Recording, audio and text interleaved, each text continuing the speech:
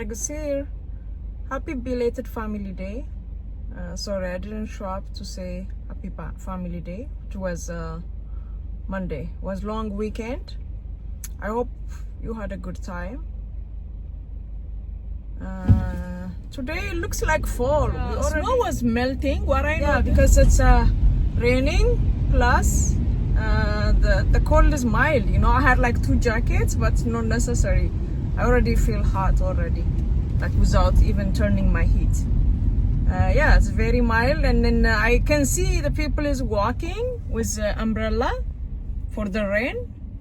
But yeah, we'll get there. We'll get there. Okay, all we need is patience and stay warm again. Yeah, but a day before it was freezing rain actually, and then a day before, which was Wednesday, was freezing rain, and then yesterday it was snow was melting. What I noticed, oh by the way, what I noticed, I was like mass of snow was, you know, like a heavy one. When it's melted, just like from the roof, you know, like have to be careful. I was even said, oh, what if someone is like walking? If that mass of snow is a person, trust me, I will injure someone.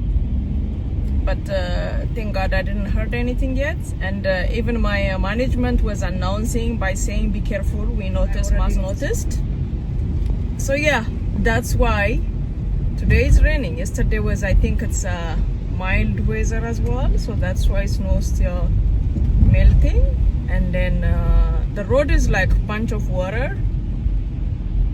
They don't have a proper drain. I noticed, like, you know, the drainage on the road, it's not enough. Even in the middle of highway, sometimes you see bunch of flooded water.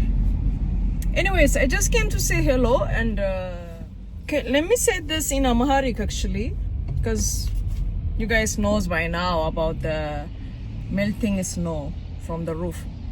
እንዴት ናችሁ? ሀረገኝ ሰላም ናችሁ ወይ? መልካም የቤተሰብ ቀን አልፏል። ኤኒዌይስ ሰኞ ነው።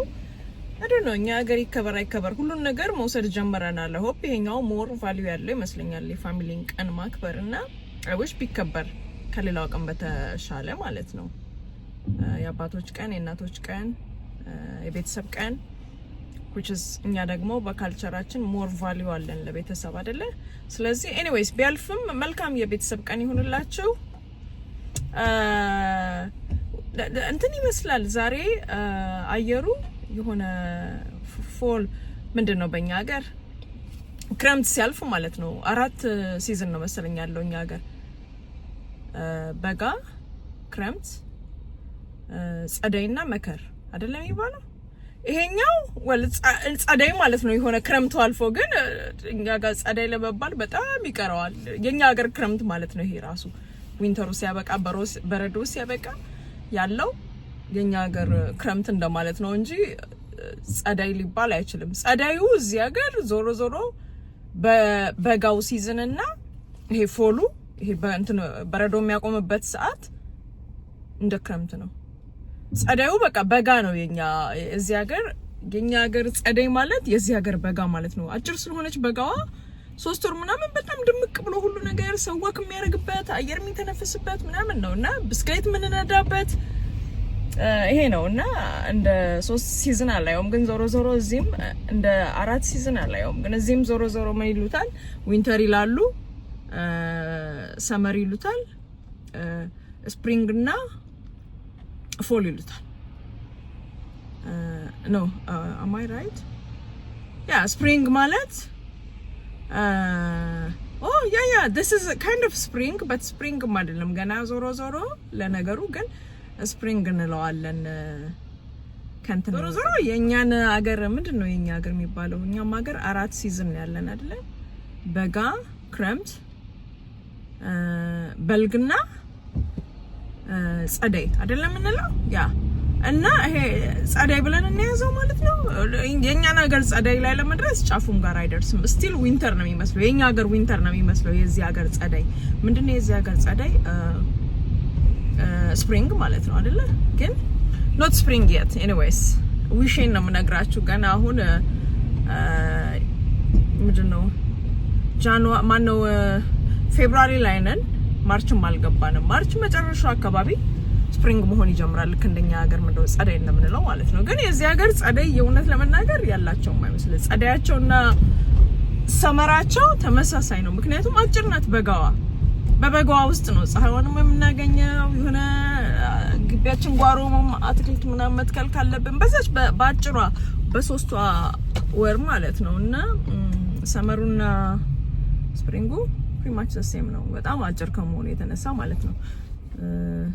ያ ግን ያ የሆነ እንደውም የፎል ሲዝን አለው ይሄ እንዴ ያ ፎል ይመስላል። ይሄ እንደውም የሚገርማችሁ ልክ በጋው አልቆ ዊንተር ሊገባ ሲል እንደዛ ነው የሚመስለው። ዛሬ የሚገርማችሁ ነገር ይሄን 3 ቀን አየሩ እንትን ብሏል ተቀይሯልና ከትላንት ወዲያ ፍሪዚንግ ሬን ነበረ።